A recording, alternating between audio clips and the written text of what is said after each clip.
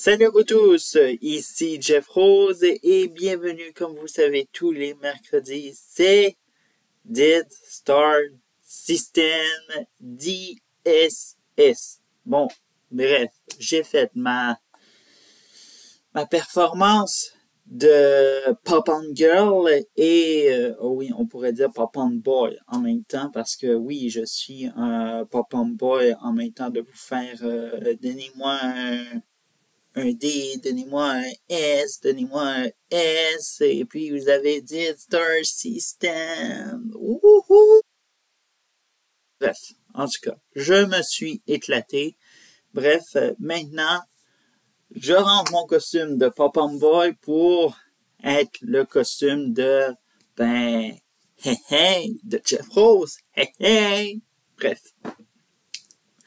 Alors, on commence ce Did Star System du 21 février 2024 avec Chloé Gervais qui crie à la misogynie pour rien. Et tout ça. Alors donc, permettez-moi de vous présenter qui est Chloé Gervais. Alors donc, Chloé Gervais, c'est une créatrice de contenu française et l'actuel partenaire de Squeezie. Et tout ça, dans donc Squeezie, l'influenceur le plus top au top de la création de contenu francophone sur cette planète.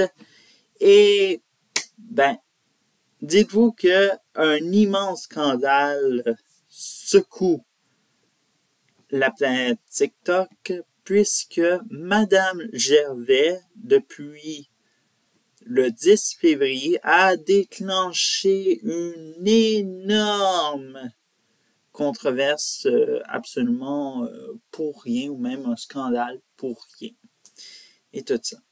Alors, c'est bien sûr en lien avec Abrèche Frères. Alors, donc, pour tous ceux qui connaissent Abrèche Frères, si vous êtes abonné à son compte, eh bien, vous faites bien parce que en même temps, je pense qu'il doit simplement combler le bonheur de certains qui disent « Ah mon Dieu, mais c'est trop long son truc qui est fait sur TikTok. » Eh ben, c'est pour ça à quoi il sert Abrèche Frères. Et malheureusement, il est tombé sur Chloé Gervais et bref, il a fait son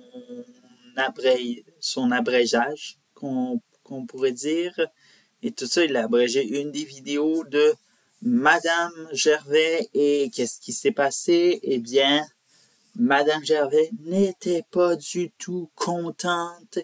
Et pour mousser sa colère, elle a dit « C'est de la misogynie, qu'est-ce qu'il fait à Abrèche Frères? Il faut le maudire, il faut le faire ta. » Et bien sûr, Madame Gervais a utilisé tous ses pouvoirs qu'elle avait, soi-disant le signalement sur TikTok et Instagram.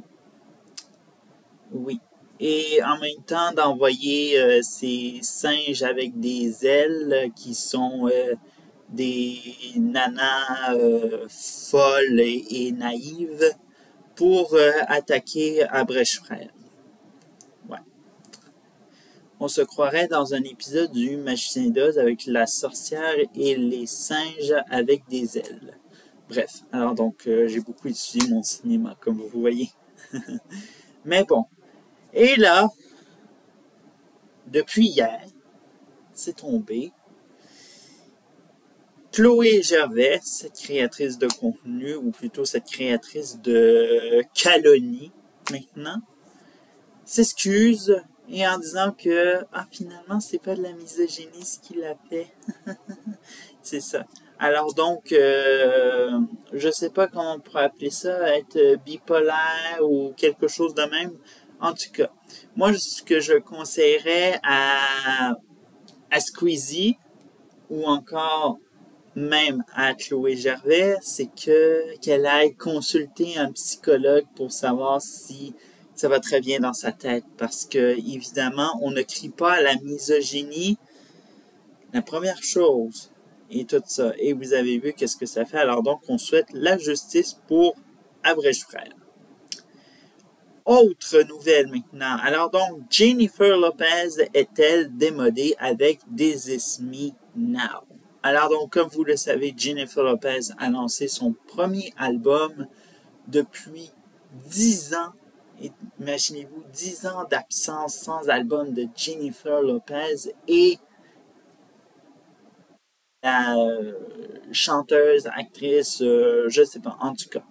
La Entertainment Artist nous a proposé d'innombrables singles et tout ça. Alors oui, elle a peut-être lancé une bande sonore, mais c'est pas un album studio, une bande sonore, c'est autre chose comme album.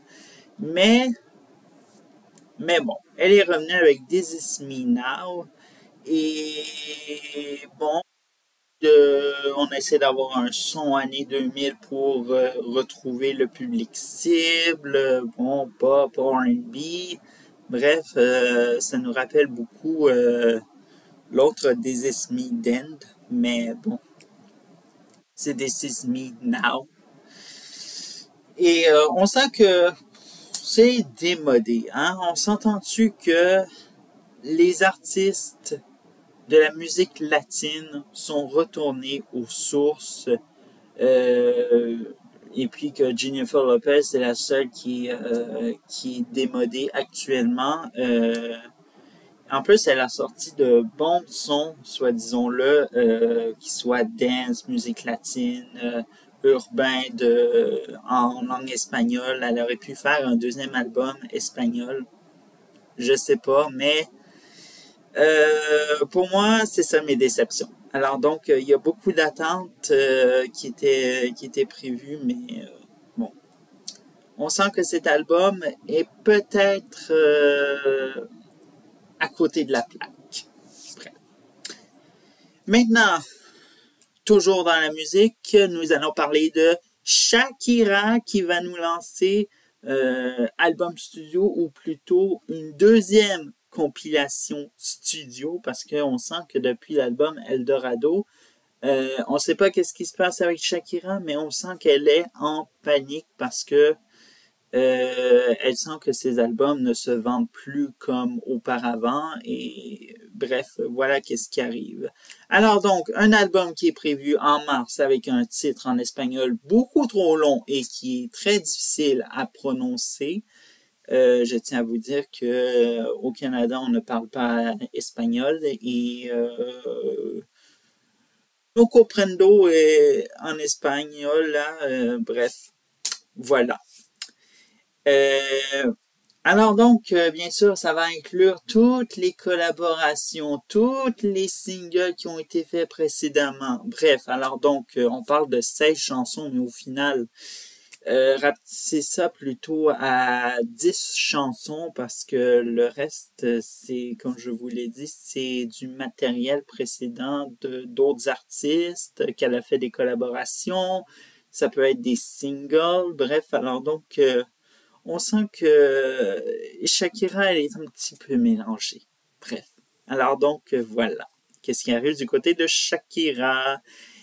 Et maintenant, on s'en va du côté de la chanson francophone. Et d'à peu près vous qui on va parler, qui est de passage au Canada, je parle de Mireille Mathieu qui a clashé un journaliste canadien. Bref, vous le savez, Mireille Mathieu qui est en tournée au Canada pour célébrer ses 60 ans de carrière de chansons avec son public canadien francophone.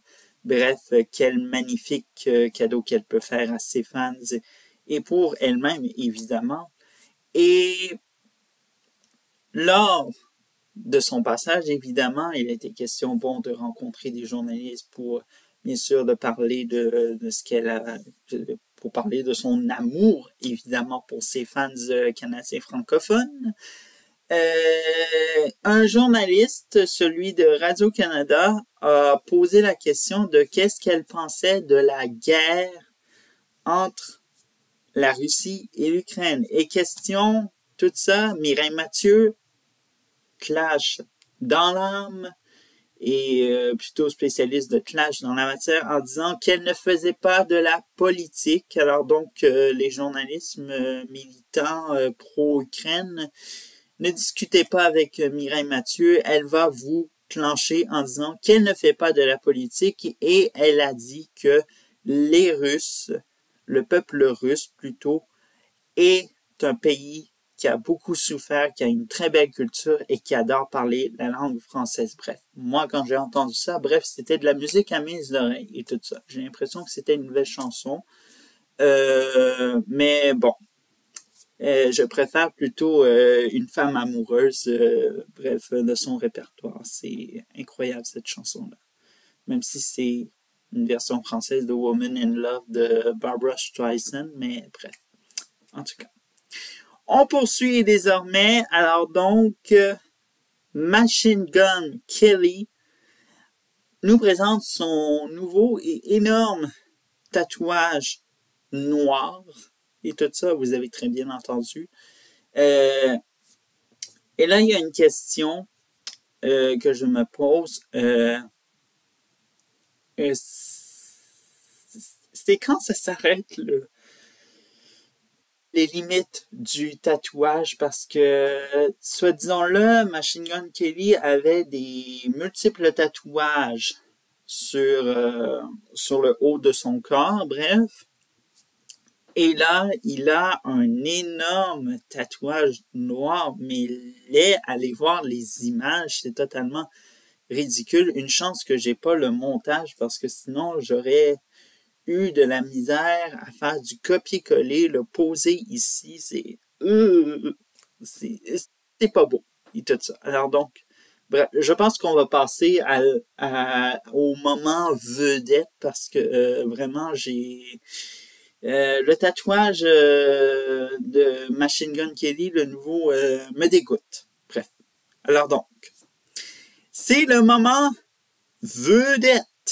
Et qui on va parler comme vedette, eh bien, c'est de Kelly Osbourne, soit la fille de Ozzy Osbourne et de Sharon Osbourne, évidemment, qu'on connaît évidemment pour les coulisses du rock. Bref, alors donc, et bien sûr, la télé-réalité. Mais bon, alors donc, Kelly Osbourne qui fait parler d'elle parce qu'elle dit qu'il faut qu'on la demande, qu'elle demande qu'on la laisse tranquille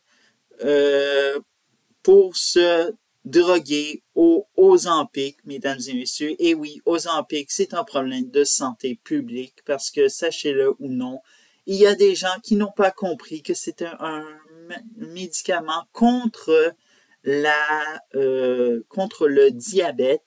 Et Madame Osbourne dit que ceux qui la critiquent, ce sont des frustrés qui ne veulent pas le prendre ou encore qui sont qui